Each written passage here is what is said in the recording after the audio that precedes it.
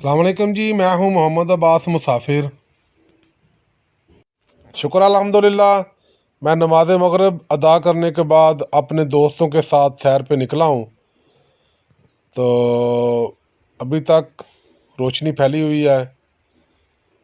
यहाँ ऐसा ही होता है, सूरज गरूब होने के बाद भी काफ़ी हद तक रोशनी रहती है। वडेरा जलाल ख़ान शंबानी और भाई आमद फ्राम लाहौर का बेहद शुक्रिया। इन्हीं अहबाब की वजह से आज हम इस इलाके में घूम रहे हैं।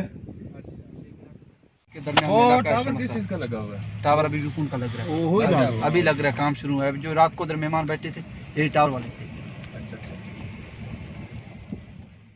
डेरा बुगटी एक पुरअमन और ख़ूबसूरत ज़िला है।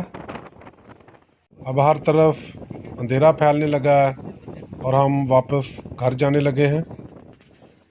शंबानी कबीले की बेमिसाल और यादगार मेहमान नवाजी हमें सारी ज़िंदगी याद रहेगी। ये तस्वीर शंबानी हाउस लोटी बी डेरा बुगटी की है। शंबानी कबीले के सरबराह वडेरा ग़ुलाम नबी शंबानी साहिब के साथ अनवर भाई, जलाल भाई और अहमद भाई। लोटी बी ज़िला डेरा बुगटी की खूबसूरत यादें। यार अनमुल्ले शंबानी कबाइल के सरबराह।